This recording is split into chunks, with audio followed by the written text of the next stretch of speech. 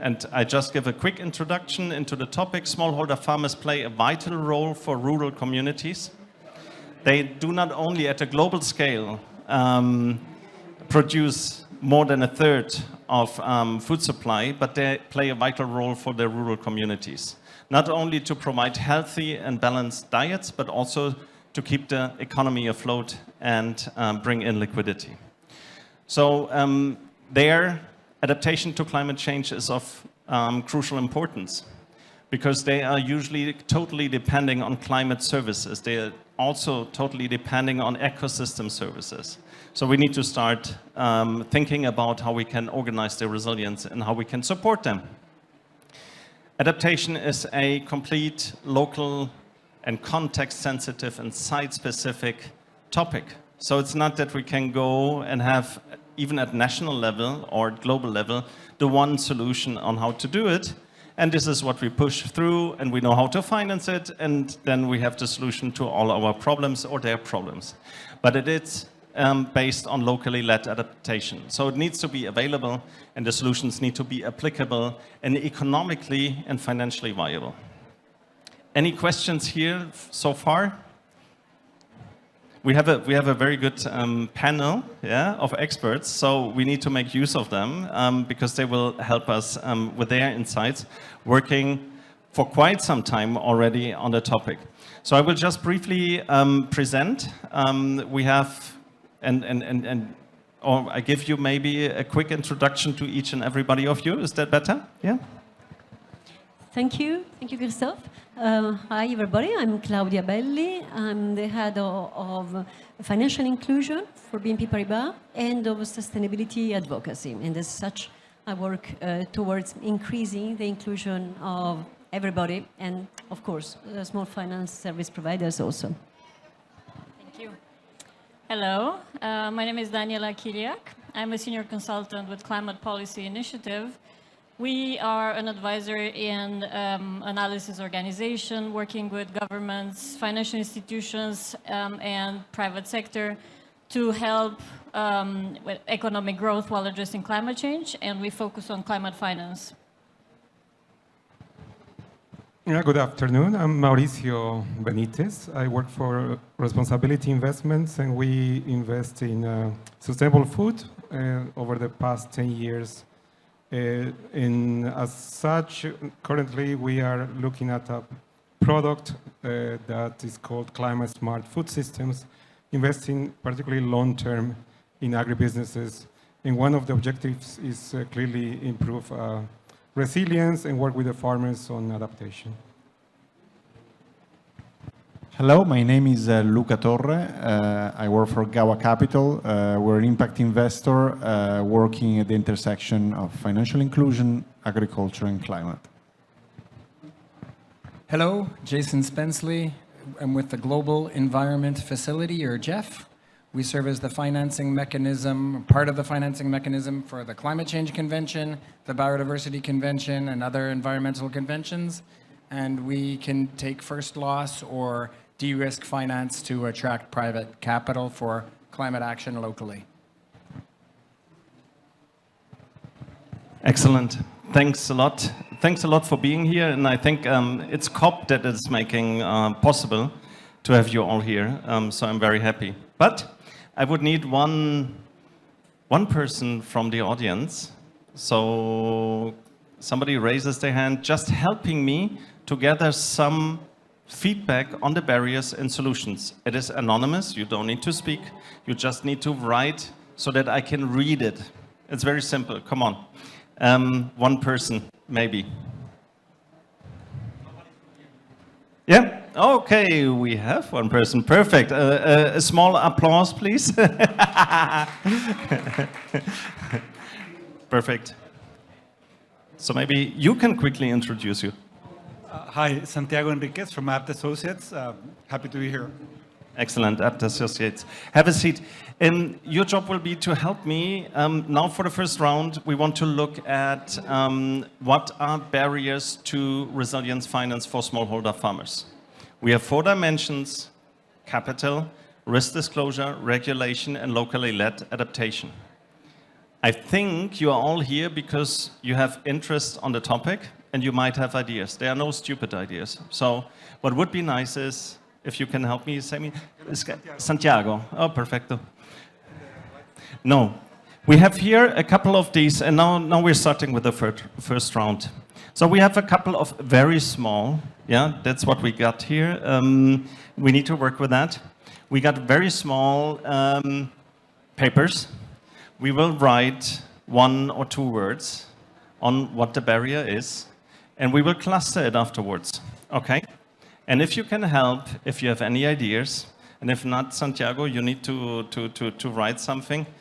So we have the first levers. Writing maybe just 1, 2 words so that we can work with it, yeah? And I would like to ask you to do the same. Grab a pen, grab a paper. So of course we told them what we are talking about in the workshop, yeah? So it's not totally out of the blue. On barriers. So in the 4 dimensions of capital, risk disclosure, regulation, locally led adaptation, what is hindering us to finance resilience at scale? So it's not only that we have some projects, it's not that we have some very specific interventions. Yeah, it's really like how can we reach, we have 500 million smallholder farming units in the world. How can we reach close to everybody? How can we integrate it into national strategies, into financing strategies, investment strategies? So any barrier you can think of is very welcome. I'm not chatting with my girlfriend when I'm on the phone. I'm checking on what participants do in the virtual space. Yeah? So I'm checking on this, and Jackie is checking. So I will be looking at that, and I will start to recollect in about a minute the first contributions. Sorry. If you have ideas, yes, this would be awesome. Yeah. So we can benefit from your ideas, and so yes, you are not supposed everybody to write something. You're invited to. Yeah, so it's not now the pressure. We will not call out names, but if you have ideas, Santiago is so kind to help me with that. If you have ideas, yes, this will help to inform the barriers, at least in a first step. What will we do with this information? Well, we will publish from the Scale for Resilience. We will publish a white paper which summarizes this. This will not be the only document on the planet focusing on the topic, but we are focusing on how to finance resilience for smallholder farmers and rural communities at scale. So it's our topic, and we will be publishing it, and we will inform you as soon as we have it, everybody that is registered at least to this workshop. So I will start. I see that Jason has, of course, I will take it already. Okay, farmers' access to weather and climate info. High interest rates. Oh, yeah. Oh, okay. Lack of dedicated products. We have small volumes. I suppose that's from the loans, no? So we have lack of capacity. There maybe is the info. I'm pre-clustering already a bit, and I fear this will break down.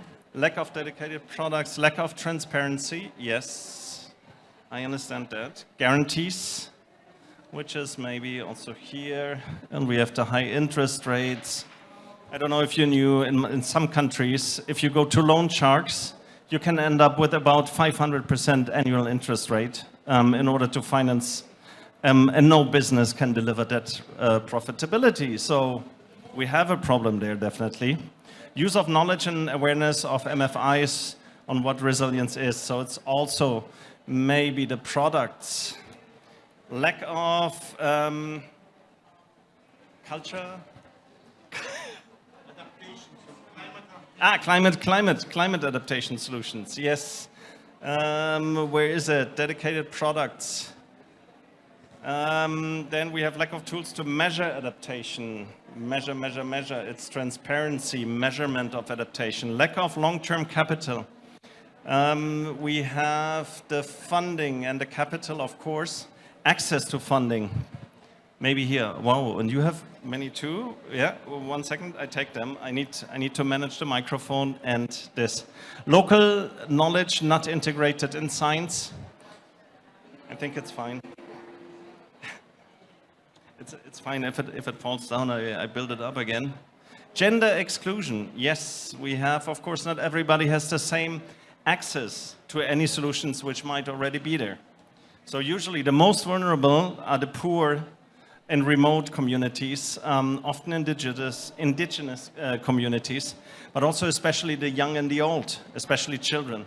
And in many countries, we have, of course, also the problem that we have gender inequalities, which play a role when we are identifying the most vulnerable. So it's country-specific. Smallholder farmers are usually more than just a farmer. It's the whole family working on the field. So we have lack of A&R commitments, so adaptation and resilience commitments for risk disclosure. Blurry understandings of climate resilience impacts. And we have investors, lenders not considering climate risks and opportunities. It's the capital side, right? And we have inadequate modeling on risks. Perfect. Wow, I shouldn't have asked the audience. I'm sorry. Yeah, so lack of digitization of climate risks. Okay, that's information and climate risk disclosure. Inappropriated financial and insurance products.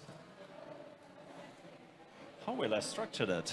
Lack of institutional capacity of agriculture banks. Yes. So I will need to cut down and I will need to start clustering. Maybe each and everybody of you can present quickly what you said. Yeah? I will structure it. Yes, okay. So, well, among the things that are really a problem is the volume. So smallholder farmers are small per principle. And so it's very difficult to finance them directly. So we have to work on those who finance them.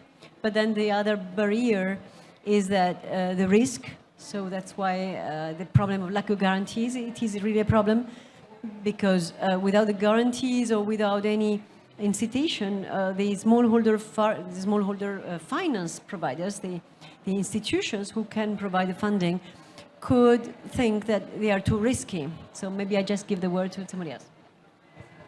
Sure. So I suggested the gender exclusion, but I guess Christoph already explained what that means. Just to maybe put a number on that, so about 40% of the workforce in agriculture is women, provided by women. And despite that, women-led enterprises lack finance, like 80% of them worldwide don't have access to finance. So that's how the level of exclusion we are talking about. Then I think I put up there the lack of investable pipeline, and here I meant agriculture SMEs that would like to work in adaptation. They don't have a very attractive business profile yet for investors, so they don't have access to that. But it's also about financial instruments, like funds. And it's mainly led by the fact that pinpointing adaptation, investments for adaptation is still hard. And that links me to the next point I made, is about hard to measure impacts in adaptation and resilience. And I think that came up in several of our post-its. So I'll stop there maybe. I think that was all. I focus mainly on the institutional capacity of banks. Our experience with climate finance in energy, working with banks, has been that these banks often they have the interest to serve or create new products, but they lack the capacity, and there's also some important lack of specialized technical assistance to work with the banks.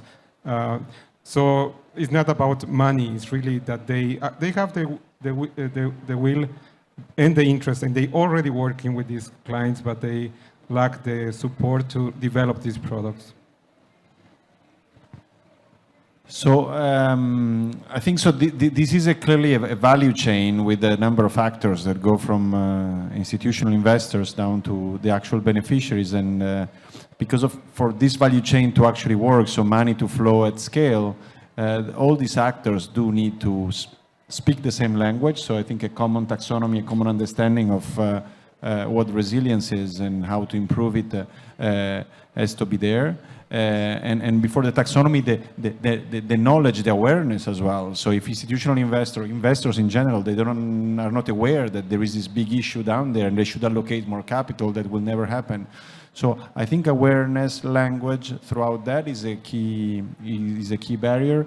And then there are others which is clearly product related. So you actually need the products to flow through that value chain to be financed. So if you don't have solutions, and I think we don't have enough solutions yet. I think we're working on it, but still they're not met. And capital for, I think, for financing most of climate resilience solutions, you need longer-term capital, and sometimes the longer-term capital either is not available or it is too expensive for final borrowers. Thank you. A lot of great points so far. A couple of additional ones.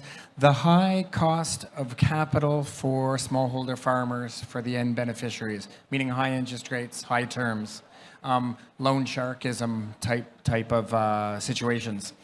Second area that I see is the blurry understanding or the lack of shared understanding of climate adaptation impact, what that means, what that looks like, if we're claiming adaptation impact based on what, certification efforts. Yeah. Excellent. Yes, of course. Thank you. So this is a bit linked to what Luca said about the whole financial supply chain. And I wanted to make a point that is very much linked not to the level of smallholder farmer, but to the major financial institutions, is that in the last couple of years, we heard a lot of commitments to net zero. So there is a lot of work being done in mitigation, climate mitigation in general. But there are very few of those commitments that are in adaptation. So it's also a problem that is across the climate finance spectrum. So it's not only for smallholder farmers, but of course, it's even more pressing for smallholder farmers. The fact that commitments related to climate are limited mainly to climate mitigation at the moment. Excellent. We had, of course, something in mind when we started this workshop, and we thought, okay, what are the typical fields of barriers? Well, it's capital. We have it. It's regulation. Very little. It's not. I tried to cluster it, and I will explain it quickly in a bit.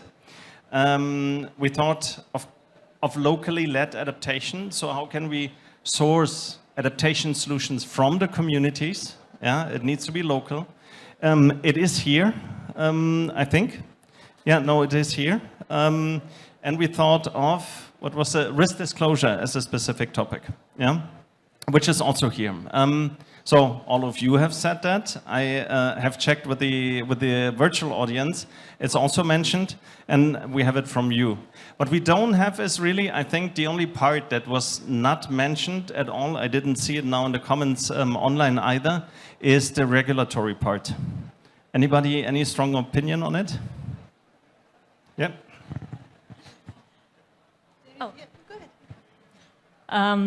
Yeah, so 2 points maybe I had in mind, and one is related to the gender inclusion, is that there could be more policies and more regulations, first for gender financial integration, so more publicly funded policies that are targeting women and that are tailored to their constraints.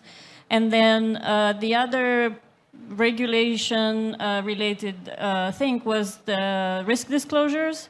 So at the moment, risk disclosures are done on a voluntary basis. And the only regulation I heard of is the United States this year in March mandated publicly owned companies to report on their climate risks. But other than that, it remains very much at the voluntary level. And it's exactly, the topic of regulation is really on locally, on the gender. There are regulations that women cannot buy the land since they are not educated. And so there's a big problem of regulation there. So of course we're going to the solution, but as of it is now, we need to allow governments to lend or to sell the land to those who work on it. So it's one of the topics, gender related. No, excellent. Thank you very much. I will just briefly go through what I have here. Yes. No, I think it's just thinking about the entire chain. At the top of the chain, there are asset manager, and there, let's remember something happened over the past 2 years, which is SFDR. So all those asset managers, including ourselves, we do need to clearly disclose, according to the EU taxonomy, a lot of stuff around the environment. So that's something that does need to be taken into consideration. It's something that all through the chain, financial institutions, etc., will need to provide information up from the bottom to the top. Excellent. So I will try to, let's say, generate the crowdsourced insights, as you could call it. So what everybody was coming up. I think here the biggest part where we have at least also online the most comments on in terms of barriers is really around awareness, capacity, and access to adequate financial products and services for the most vulnerable, for the smallholder farmers. Yeah, so awareness, what they can do actually. Yeah, so the capacity, access to climate and weather information. Yeah, so understanding what is happening around them. So for me, one very impactful story, personal story was in the high Andes in Colombia, in the Andes in Colombia, talking to a farmer, and the feedback was, well, when I was 5, 6, 7 years old, we always knew that we had to sow in March. Now I'm 60 years old, and I never know when to sow. And I know that rain is not coming, so I don't know, I know I should be sowing, because if not, I'm running out of season, but I don't know what to do. Yeah, so awareness on what is happening, understanding what is happening, but also building the capacity on how we can react to it, how they can react to it. Yeah, and those need to be locally applicable solutions. And then what was, and I want to point it out a bit, what was mentioned twice or 3 times is trust, which I think is a very important concept when working with smallholder farmers. So they need to trust it. To see is to believe. Yeah, it's not that you can walk in there in the communities, and most probably everybody here knows it, but nevertheless, it's important to emphasize. You do not walk into the community and say, this is how it's being done. Yeah, this needs to be developed with the farmers, with the smallholder farmers together. Yeah, they need to own it. Yeah, and they need to trust the solutions. They need to see how it works. There is a risk in it. We need the Jeff to provide some risk coverage for that. Yeah, we need BNP Paribas and GABA and responsibility to provide some funding, then also to provide the access to funding. And it needs to be products which can answer to the questions they might have. Yeah. So what can I do? Well, we can provide information services. And then how can I confront the risks and how can I finance it? So the first part is really about the smallholder farmers. And I think it's also applying to rural vulnerable communities. The second part is really the capital size. Yeah, so we have a lack of long-term capital. Yeah, a lack of long-term dedicated capital. We have the cost of capital, which is too high. So what can we do basically in order to have also the refinancing? So capital understanding is, okay, now we have aware farmers, we have able farmers, yeah, they know what to do. They get access to funding, and probably this funding will be different in terms of terms and conditions of the funding itself. So I need a different refinancing options. I need access to capital, to patient capital, to long-term capital. And the last part is really we need more information on what is actually not on the smallholder farmer level, but what is happening in terms of risks, right? This is a bit lack of tools to measure adaptation, a lack of transparency. We don't have global standards on how we can actually measure transparency, resilience, and climate risks. This is all evolving. We need to adapt to these evolving structures and trends and tendencies, but we don't have it so far. So we have high interest rates, which I think it's part of the product. So we need to think also how we bring interest rates down. Yeah, so of course, if I go to the loan shark and I pay 500% annual interest rate, yeah, that's not working. Yeah, I know of few businesses that can do that profitably and sustainably. Then we have, of course, and I didn't know where to put it, the capacity of the financial service providers. Agricultural bank, it is here, but I think it's general, it can also be cooperatives, no? NGOs working in the space. So how can we also enable financial service providers to actually serve the smallholder farmers? And we have the risk disclosure, lack of A&R commitments, adaptation and resilience commitments. Yes? Okay, okay. Yeah, so of course I need to commit to the topic. Personally, I'm convinced today it's still a question of commitment and voluntary. This will change. It is becoming an economic reality that we need to price physical climate risks in. Here, for smallholder farmers, the physical climate risk is more important, but it will be a regulation in the next couple of years, and I will not be able to get away from it. So now we have, I would say, the barriers. Am I missing anything? Or better ask, did you miss anything? Good. I take that as a no, nothing is vibrating. So now I would like to do the same exercise and we look at potential solutions. Again, there is no right answer. Yeah. I would like to ask you to grab a pen again, write down some solutions, whatever comes to mind. The same for you guys. Yeah. You have ideas and probably you have more ideas than what you think. The same is online. So please write it down. I will try to reflect this as best as possible.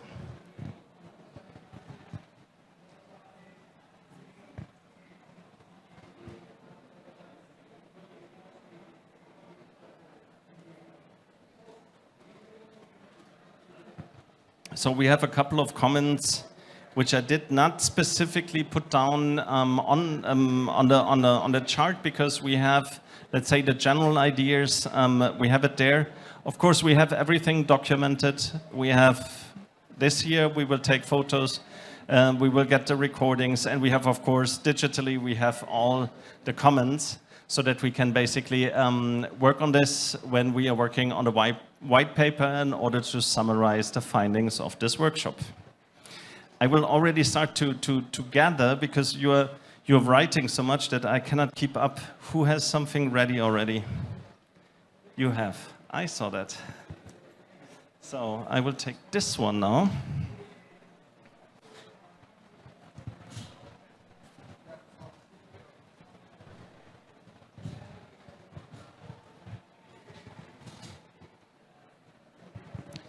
Perfect. So we have innovative business models. We have innovative financial instruments addressing climate and gender. Institutional commitment to large-scale nationwide awareness campaigns. Absolutely. Understand the needs of farmers, solutions accordingly. De-risking of farmers. Business models. Institutions, understand the needs of farmers. Okay. Somebody? Yes, Claudia, thank you. Provide patient capital, yes. Provide de-risking solutions. That I had that already here. That's here. Capital, and I have training, yes. training to FSPs about climate change. Excellent. Oh, excellent, Mauricio. Thank you. Specialized technical assistance, training, landscape approach for adaptation. Oh, landscape, that's interesting. We do this here, that's bigger effort. Long-term wholesale lending to financial, yeah. Okay, that's capital. Thank you.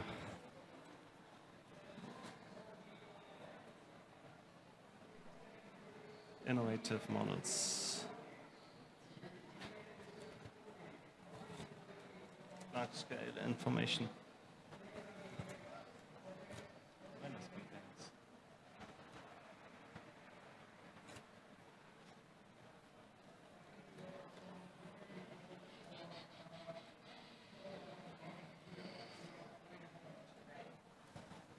Concessional finance for banks.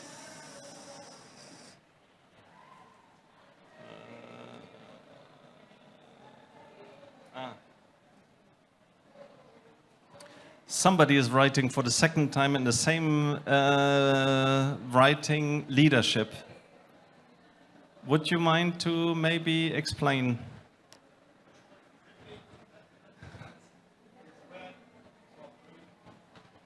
Maybe just quickly, because you have it, and I would totally agree, but I would like to understand it. So, resilience and everything else.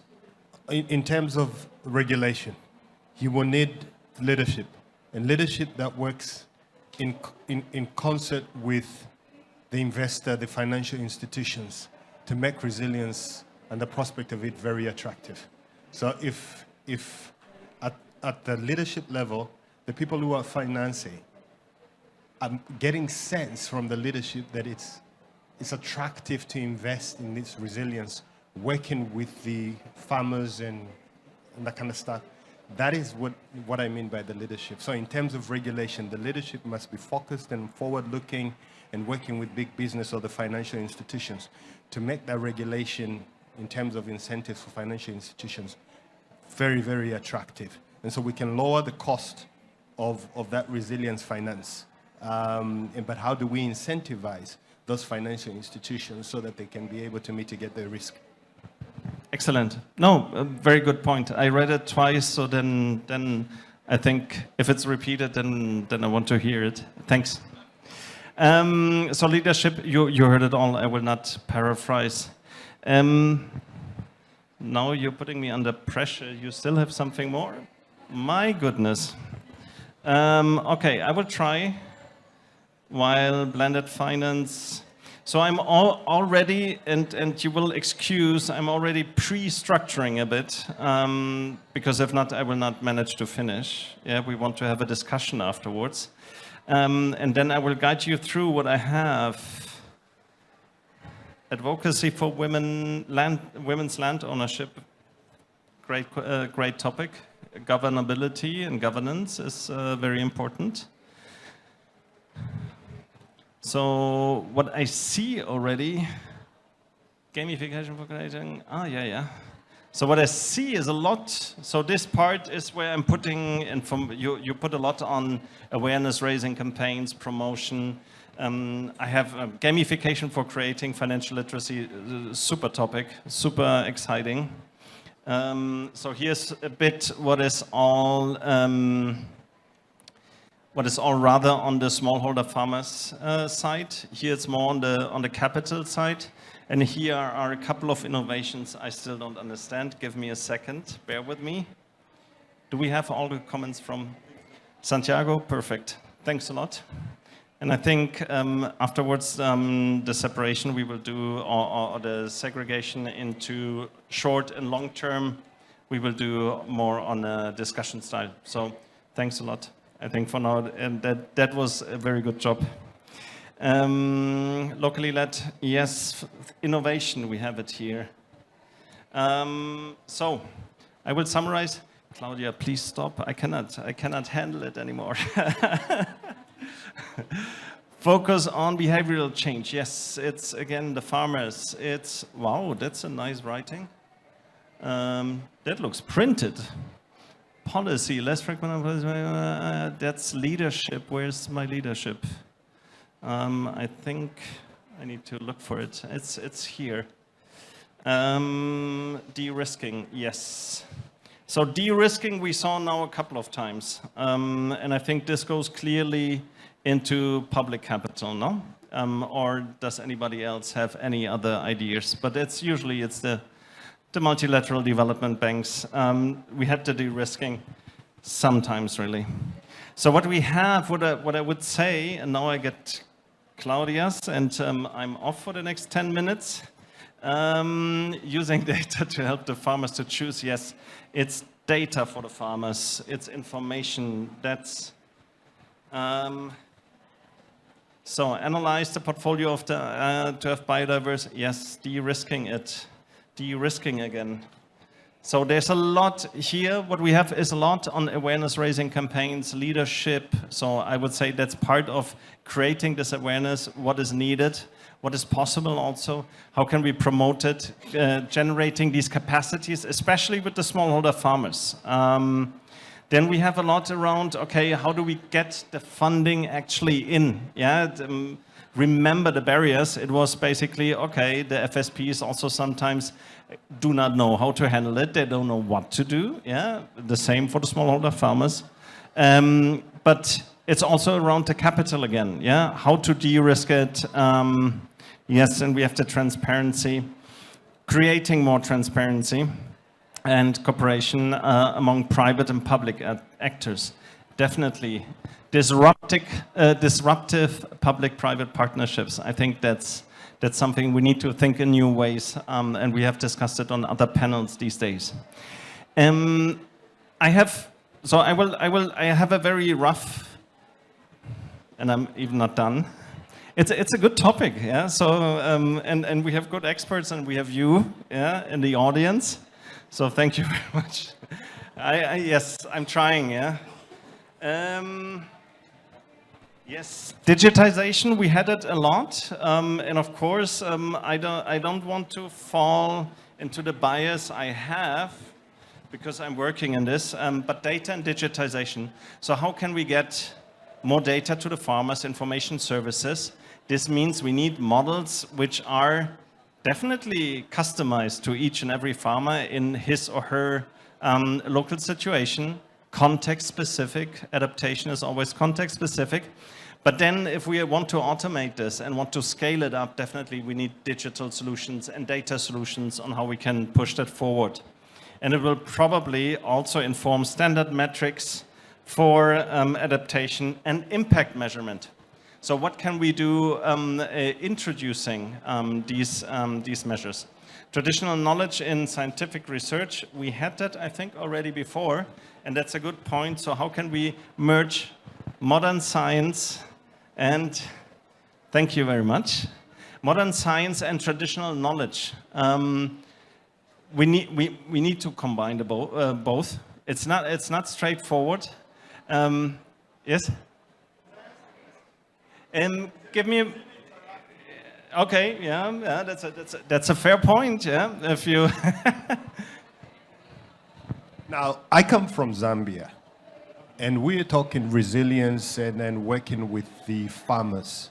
And one of the things that is a challenge is this transition from this attractive term called resilience, adaptation. And I like what she said when she said, focusing on net zero. How do we help ourselves get to net zero now? Imagine you're working with the smaller farmers. And most of our farmers in the rural areas use old farming methods that are detrimental to the environment. Now, we are positing this resilience mechanism and finance. I'll give you an example. In Zambia, just the statistics that have come out, deforestation, we're number 3 in Africa and 10 in the world. Now you're going to get this farmer who cuts trees to burn them so that whatever he burns becomes manure. But the adverse effect is that he's contributing and accelerating deforestation. Now, you come to that guy and you say to him, you have to stop cutting the trees, which contributes to providing the mainstay for his economy that allows him to pay for school fees, for medicals, and all that kind of stuff. And then you're telling him to get to resilience, whatever resilience means for him. But then you're saying that this resilience comes with a cost, with finance. And this finance, forget the risk. This finance comes with a huge interest rate. So now I'm going to come from primitive farming methods that have given me a livelihood and a mainstay without a bigger burden on my pocket. But I'm going to join you on this resilience, but the cost is expensive on me. Why should I not return to the old way, which is more attractive than this thing that is resilience? Good question. One of the key questions, I would think. But I think what needs to be clear, and I will hand over to the experts now. We should take this up. But also, I think what is very important is when we're talking individual risks, there are individual investments. So replacing something which basically generates revenue by something which kills revenue will not make the deal. Yeah. We cannot invest into common goods at individual risk. This will not be working. So I cannot, if I'm not getting any money, so I'm thinking smallholder farmer, yeah? If I'm not getting any money for reforestation, if I don't, meaning not anybody paying me for it, but maybe I have a better harvest because it's an agro-pastoral system. Yeah, silvo agro-pastoral system, yeah, or I have agroforestry systems which produce me more and I have better economics, perfect, yeah, that's working. But just reforestation for reforestation, if nobody pays me for it, and that's my source of manure, or it's my source of coal, or it's my source of whatever, yeah, this will be very tough. I think that's a barrier, yeah. We wanted now to look at the solutions. So I would definitely, I would like to, we have still 25 to 30 minutes left. So I would like to invite the experts again, and I will start this time with Jason from the other side, yeah. Okay, what are the very quick ones? Name maximum 3, because I see Jason still has more solutions. And take into consideration the individual risk and common goods. I really appreciate, sir, the point you just made, because at the core of that is, so who should pay for the impacts of climate change? Who should pay for the drive transition to resilience? Well, that's the conversation that's going on right there. And it's a tough one, and it's really hard because if we listen to the science, the impacts are real, and it's going to be it is increasingly very costly for everybody. Not just financially, but also in terms of life. What's very clear is that we don't want people having to pay exorbitant interest rates for unproductive activities and drives themselves further into the ground. So what we need to do is drive interest rates down as much as we can. That's our interest. Accessibility, the inclusion aspect of the finance that we're talking about.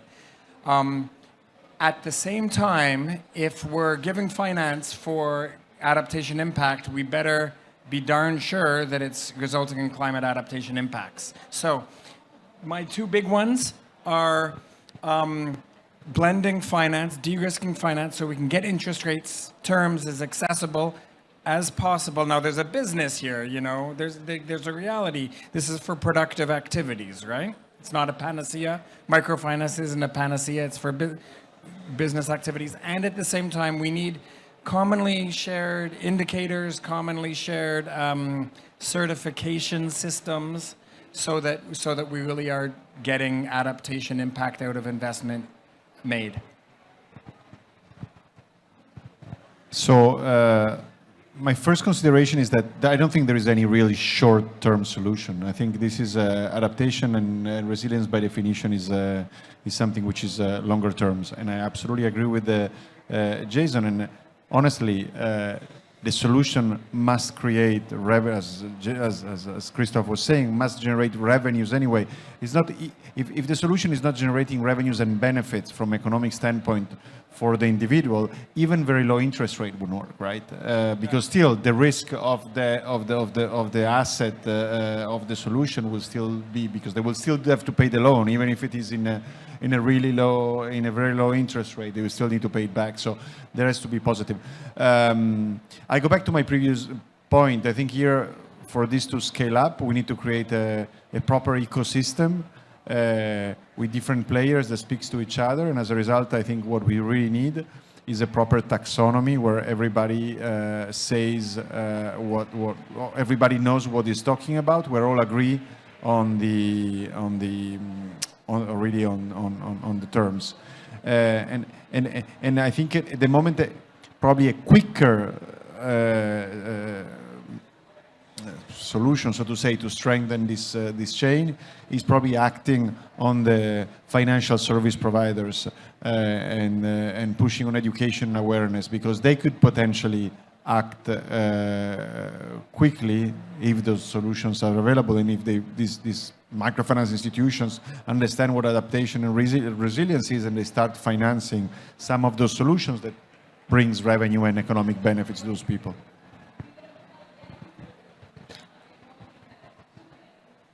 Yeah, well, it's very, very important what you've been saying. It's the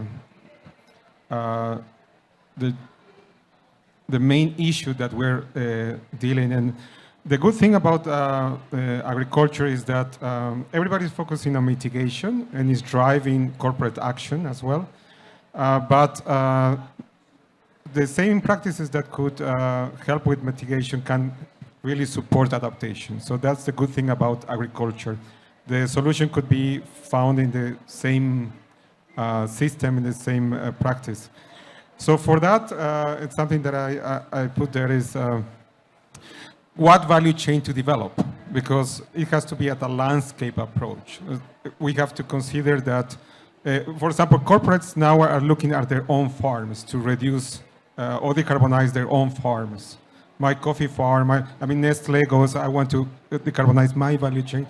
But those little farms will not be sustainable if at a landscape level, they're deploying the water, they're deforesting the forest, and all those aspects are public goods that nobody wants to pay for. So the governments and the regulation and the incentives and the corporates, they need to start looking at a landscape approach where they decarbonize, they follow the net zero objectives, but at the same time support resilience and adaptation, because otherwise there will be anything to appreciate by 2030, 2050. The little farm will not be there, actually. So they really need to think bigger when it comes to resilience and start collaborating and having rules top down, but supporting from locally. Thanks. So I guess the points that were made until now were great, and I wanted to emphasize a couple of them. So one is to look at adaptation and resilience as a business opportunity rather than something that is imposed on us. Because if we don't adapt, we will not have a business tomorrow.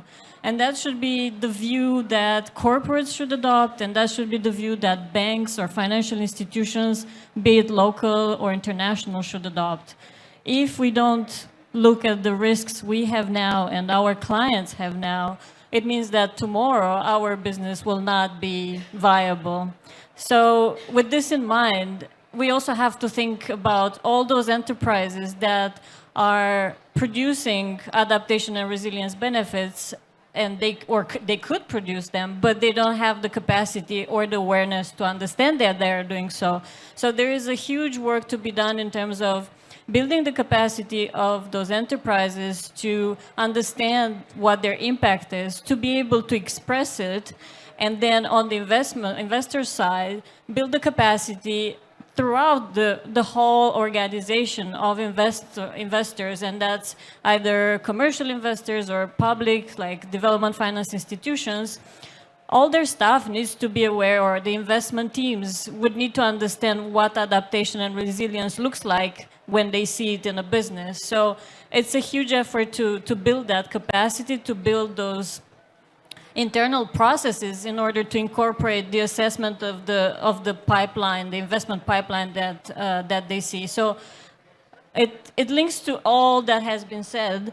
And then I think another solution, and that's, we hear a lot from investors who are keen to invest in adaptation and resilience, that they don't find investable opportunities. They don't find the enterprises, they don't find the financial intermediaries. So another quick win is to accelerate businesses that provide adaptation and resilience and then bring them to the investors, bring them where the money is. And then another quick thing that I wanted to mention, because I just learned about it yesterday, is monetizing adaptation and resilience benefits. So I was at an event yesterday, and the person from IFAD mentioned that they're working on resilience credits, which are very similar to carbon credits. So you could, a company or a government could buy those credits when the adaptation impact and the adaptation and resilience impact is demonstrated. They could acquire those credits and pay for those to the farmers. And with that money, farmers could, I don't know, buy insurance or do other things. Well, everything has been said, and I fully agree with what you have been saying. The other point of view by which is very close is that resilience has to be a value. So we have to find a way to give a value to the resiliency, to give the value of biodiversity, to give the value of what we are doing. So to do so, exactly, we have to find different ways. So I like that idea of resiliency credits. We have been thinking about something that we're going to develop from now on, but not yet. Is that on one side we are BNP Paribas, we're a bank very strong on sustainability-linked loans, SLL, which are really products for large corporates, in which credits, loans, even bonds, in which a portion of the margin or the fees is going to be linked to some key performance indicators dedicated to ESG, dedicated to environmental or social or governance topics. So we would like, we would like to propose SLL to the microfinance institution, to the cooperatives, to the small financial inclusion providers, based on enhancement of their practices, which will be resiliency practices. So this means that they will need to have more technical assistance, so they're able to provide more resiliency practices to the farmers. On the same time, they will need to have a certification of their portfolio. Once that they are going to do these more resilient loans, they need to have it certified that it is a more resilient loan. And the result is going that on one side, their loans are less risky because the farmers are more resilient. Being more resilient means that they are going to survive much better. On the other side, it means that there will be more funders of those microfinance institutions and other small financial inclusion providers, because they are going to provide a good portfolio. And so there is, as you were saying, there is the money at the DFIs, at the development finance institutions. There are the funding, and they don't know how to provide it. So this could be a good way. And this is why we've been working on this right now. And we're working on, together with the Jeff, with the APU, we're working on a specific institute called Just Institute that has been launched. We announced yesterday the launch. That has been launched in order to provide these tools, the certification, for adaptation, the training tools, and everything which is around that. And hoping that more partners are going to join that, because it is one of the solutions we have found. Maybe, certainly not the only one, but one of the solutions. Excellent. Jason, one comment on this? Just one point. There's I think a solution in the ecosystem of solutions that we haven't fully built in here. I understand from the smart minds of microfinance that one of the most effective ways to reduce the end cost, interest rate, improve terms for the end users, for small farmers getting a loan, getting a micro loan, is in addition to guarantees and de-risking, is efficiency of the operations, digitization. So it's less costly to process the loan, so therefore the interest rates can be more accessible, the terms can be more accessible. So digitization, systematization. The other point I'd like to pick up on this ecosystem of actors around microfinance and driving it to accessibility and results. We're delighted to be working together. I think it's this Just Institute is a piece of the solution as well. So we have the ecosystem working together to driving to accessibility and climate impact through results. Glad to be working with you on the Just Institute. Very well. Okay, let me wrap up and then I hand over to you. Yeah, just quickly that discussion. And before I come to it's on the solutions or on what was said? On the solution. Then let me just, thank you very much. And I think especially one part, and before I wrap up, I will hand you the microphone. We will come exactly also to the role and the opportunities for the Just Institute, which was just launched. So I give over to you. Thank you very much. I am Tahira Mohammed from Kenya, northern Kenya. I just finished my PhD on pastoralism, resilience, and uncertainty, moving from climate risk to climate uncertainty, the aspect of not knowing like what the future holds, especially for pastoralist communities in northern Kenya. I have done a longitudinal research about how livelihood in pastoral areas have changed, and I've seen how projects, resilience-based projects have been changing with little impact, like repeating the same mistake, but no outcome. So my point is, if we're talking about resilience, we need to unpack the concept correctly, because project itself cannot generate resilience of vulnerable community. It is how vulnerable communities build relationships, how they combine collective solidarities, and the moral aspect, moral economy aspect, which will help them be resilient. So sometimes we focus on finance, we focus on project, and we forgot that local aspect. So sometimes we talk about local adaptation and bottom-up approaches, but then we need to understand that key aspect of relationality in resilience building. Thank you. Thank you very much. Very good point, concise and to the point. That is how we want to have it as a moderator. Thank you. Hello. My name is Renate Bleich from Unigree Foundation, and I just wanted to add something to your remarks on the ecosystem of microfinance. You've been talking about the value chain of lending, etc., but I think micro-insurance as one part of this whole discussion has not been mentioned yet, and I think it's a really, really important aspect of de-risking, because it's going to take risks from the farmers, especially with extreme weather events on the rise, excess rainfall, droughts, etc. And parametric insurance is also a very,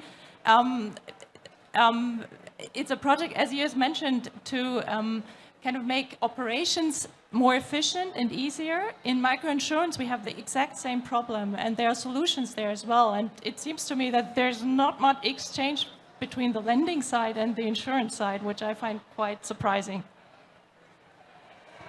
Thank you very much. No, very valid point. We haven't entered actually in the whole workshop the specifics. No, I think we are not only talking about lending. No, it's finance. So I would consider insurance as part of the financial services and products.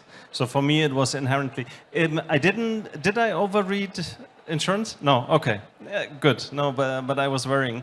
And yes, I would be on the same standpoint. There's not sufficient communication between the financing, lending side and the insurance side. So we have worked also a lot with, or at the crossroads to insurance, and it's not working always very well. So yes, there's still potential to get better for progress. Nevertheless, I still have one question I want to take away, but I will change the format on the fly. So I will just first summarize what you have provided. In terms of solutions, I think it's also, again, to the people online, it's reflecting at least what I could see from the comments when clustering. So again, I think the biggest part is on the smallholder farmers themselves. I have put it under awareness and capacity, the farmers and the financial service providers, because they play together. So it's like basically if we are talking about risk of a specific farmer or a specific individual in any community, then of course it's the same risk for the person, the individual itself, than for the financial service provider. So as solutions, we have trainings, we have here capacity building, technical assistance, and we have it here too. So sometimes it's saying technical assistance, and I didn't know if it's for financial service providers or if it's for the farmers themselves. But I think it's for both needed. Yeah. So we have a lot on stuff like gamification for financial literacy training. I love that. Yeah, that's a super idea. If you want to start up, let me know. I'm happy to support with advice. Yeah, not with money. I'm not an investor. Okay, we have the policy part. We have gender. It's part of resilience. Yeah. So if we don't address the needs of the most vulnerable, which often includes also gender inequalities, women which do not have the same rights and responsibilities in society. So of course that's a cross topic, no? Across everything we are discussing for adaptation and resilience. We have again de-risking solutions. So here it's more about products, it's about land ownership. Here it's the risking at the farmers level, but also at the financial service provider level. We have for the financial service providers certification services, portfolio certification services, more solutions in order to increase transparency on risks and on solutions. We have the capital side, which I think is the second biggest topic. So blended finance, we have catalytic capital, we have patient capital, we have cooperation between private and public actors, and we have some sitting here. So you can bring that forward, and I think the Just Institute is a good example where Global Environment Facility, together with one of the biggest banks of the world, BNP Paribas, has committed themselves to creating these standards, certifying these solutions. Yeah. So patient capital, so the provision of capital for resilience. And I think what is important, and I'm trying to figure where I brought it together, taxonomies, I call it. That's a bias because we are working under this title. It's all about what are the indicators? How do we measure adaptation? How do we measure resilience? How can we understand the topic in order to be able to transparently and traceably report on it? Yeah, so what we need to have clear is what are we actually talking about?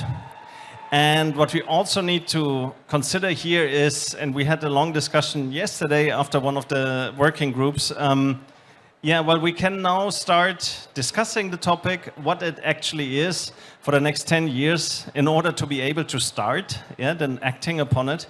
Nevertheless, what at least I personally, and I'm not talking for anybody else, I prefer, well, let's start. Maybe we will even find sometimes maladaptation, it might happen, because we didn't understand the concept. We then figure out, because we have better data, we figure out, oh, this didn't work out. We need also de-risking for these errors we have there. Yeah, we need capital in order to be able to experiment, and not on the back of the smallholders. We need to be able to experiment, yeah. But let's keep on walking and let's adapt on the fly as we are walking, yeah. And as we are learning, enhancing the data landscape. So I think here the taxonomies, the global standards, informing the capital, but of course also everything which is on the ground. And if you take the financial service providers which are on the ground and the smallholder farmers which basically are the ground, where we are talking, what we are talking about in this session, that's the biggest part. So we need awareness and capacity there. Now, we are almost at the end of the time.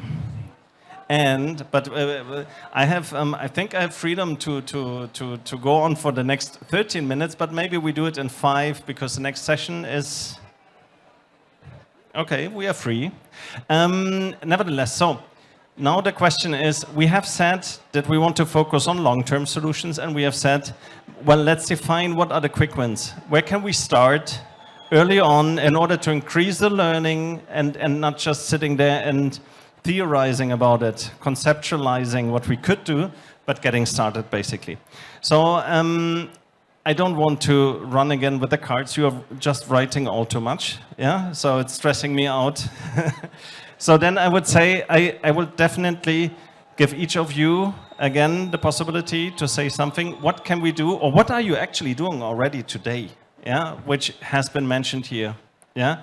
So where can you say, well, those are the 3 topics we should prioritize because I'm already doing it, or my organization is already doing it, or because we are just about to start. So this is what we can say. And let's see, and I turn it a bit, how you can adjust it to these topics. I didn't mention the policy level, it was mentioned the leadership. Yeah, we had the topic around, well, landscape solutions. I think, Mauricio, you mentioned that. That's tough calls, yeah, and we need a much broader societal agreement on that and political leadership on that, yeah? Breaking down certain barriers between the political and the economic sphere. But I would hand you over again, and I would now rather start in the middle, if you if you allow. Give the 3 solutions. So mention what you have as initiatives which are addressing these already, what you're planning to launch soon, so that we can orient ourselves and are aware of what is actually already in the making or already in implementation. Okay? 3. Yeah, I know. Jeff does a lot. Yeah, I know. No, let's focus on 3. And we have Jackie. You help me with that, and we get the recording. Thanks. Yes, very briefly. We have products out there already investing long-term directly in agribusinesses. And there we have an interesting component on technical assistance. And what we're doing is this technical assistance is for farmers and is paid. So to the point of the gentleman, yes, farmers shouldn't pay for this transition. So there are loans, and they're working with agribusinesses, but the technical assistance is for free. And what we're doing is that they have to be climate smart to support resilience, but they're also gender responsive because they need to support women to participate to get to that 40% that Daniela was mentioning on average, but also for them to adapt, to implement the adaptation practices. But what we want to work now is to replicate what we've done with the renewable energy sector, which we have a fund that is relatively large, is reaching 1 billion, and they work with banks, and they were very successful in supporting banks in developing products for mitigation to phase out certain technologies, and through retail, people target mitigation, 20% mitigation targets. So normal banks, full business, but they wanted to work on their green credentials, and they saw a business opportunity, and we provided technical assistance to develop those products. We want to do the same with climate smart agriculture for resilience. Work with banks that they already do agricultural loans, and they have the capacity to reach farmers, but they are lacking the capacity to develop the products that they will able to support climate resilience. It's more ambitious because honestly, solar panels are much easier. But if we can replicate a bit of that success, that will be very interesting.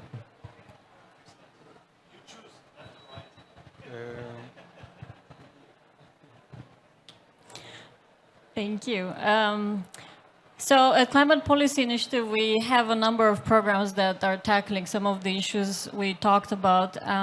One of them is the Global Innovation Lab for Climate Finance. It's a program that is a public-private partnership bringing together financial institutions and governments, as well as civil society, and it's an accelerator program for financial instruments that are addressing climate adaptation or mitigation. So we basically, over a period of 6 months, selected financial instruments, received technical assistance from our team, and we bring also experts in the field in order to help them get from a concept level, from a concept stage, to be a fund that investors could be interested in. And many of our of the graduates of the program have been funded by the GCF or by philanthropic organizations or by governments. So this year, the call for ideas is open. It will be open until December. So if you're interested, you can go on the website of the Global Innovation Lab for Climate Finance. And we have one stream that is dedicated to financial instruments that tackle, in the same time, climate adaptation or mitigation and progress gender equality. We have another stream that is dedicated to climate adaptation, so it will seek innovative ideas, innovative financial mechanisms that can drive finance into adaptation specifically. In the past, we had streams that were dedicated to small-scale agriculture, but this year it will be gender and adaptation and a number of other streams. So that's one of the programs. Another program we are running is called the Climate Shot Investor Coalition, or CLIC. It was launched last year by the UK FCDO at COP26, and we are acting as the secretariat. And what we do is, one of the action groups is specifically working to bring scientific evidence to the investment community in the form of tools, of methodologies to address climate risk, to measure impact. And the whole coalition is focused and is bringing together leaders in the impact investment community, amongst which responsibility, by the way, with the idea, and all these actors that we bring together are working to channel more investment into agriculture and food systems worldwide. So in this action group, we are working on bringing the science to the investment community, and we work with CGIAR on that. And then another pillar is a deal room, where we want to bring investable enterprises or funds or financial instruments to investors and bring as many impact investors, private and public, to meet there and to make deals and basically enable this channel of funds. I think that's all. Thank you.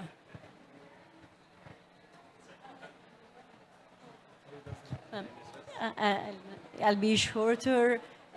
Well, what is really being done today is really, we're working right now on SLL, on sustainability-linked loans for microfinance institutions. We're looking at microfinance institutions in Africa, in Morocco, in Senegal, in Latin America, Colombia, in India. So, and we really hope that by doing so, we're going to be able to decrease the rate of our funding, and they are going to have more means to do more technical assistance and also to decrease their funding to the smallholder farmers. So it's really ongoing, and it's Just Institute who's going to certify those portfolios, so that we're going to be able to decrease the funding. Then a part of this, maybe awareness. So we're making more awareness raising through researchers. So we're funding researchers who dedicate their studies to biodiversity, to an increase of biodiversity. Well, I see that Jeff is looking for talking, so I give you the word.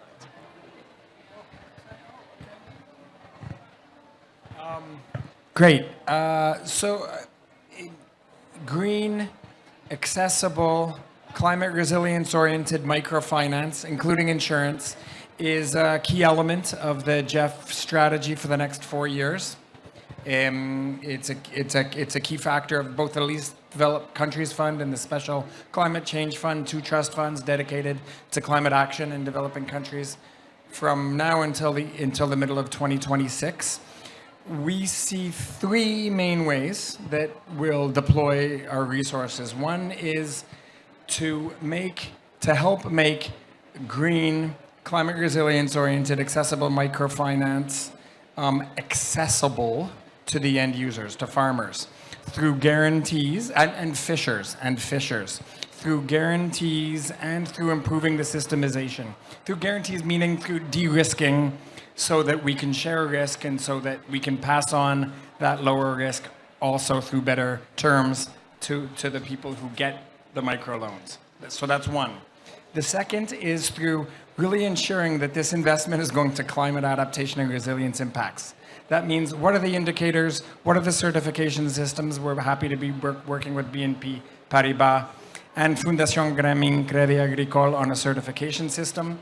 And third, through being a part of this beautiful, growing, evolving ecosystem of actors, investors, banks, microfinance institutions, technical assistance providers, trainers of farmers, insurance providers, and others, including through and in partnership with the Just Institute, helping bring us together. We are currently deploying capital for a fund. It's not 1 billion, it's 120 million euro fund, which is basically providing the right incentives through investments and technical assistance for microfinance institutions to get into agricultural finance and start offering products which are designed for farmers' needs, and resilience is a key component of this program or of this fund. So clearly, all the products that the microfinance institution are trying to have financing for farmers have to contribute to resilience. Otherwise, will not be a good product. And we're now replicating this with another fund, which will be launching at some point next year in collaboration with the European Commission and with the Green Climate Fund, which is going to be even more tailored on climate. So again, it's working through microfinance institutions and trying to do even a further step. This is a journey at the end of the day, right? I think it's about ensuring that the financial system is really engaged with all we have been talking about, and so the farther we can push them and pull them, the farther we can go, and the client will benefit. So this fund, this 300 million euro fund, will really be trying to educate and bring knowledge and bring money as well, so that this financial institution, financial service providers will be able to finance climate resilience solution. Thank you. Perfect. We are also at the end of our time. We got more and not less during the workshop, so that's a very good sign. First of all, to you, thank you all very much. You were fantastic. I knew that, yeah, but maybe the others didn't know. And you were awesome, awesome audience. You cannot wish for better. So thanks a lot for your comments, Santiago. Thanks a lot for collecting the comments, the initial comments at least. So be in touch, stay tuned. We're going to be publishing a white paper. I don't know, this depends on Sabrina when we will be finishing. Yeah, but we will see that we publish it via the Scale for Resilience, and of course via different social media activities. Thanks a lot and enjoy the rest of the Resilience Day and the COP. Bye. Thank you.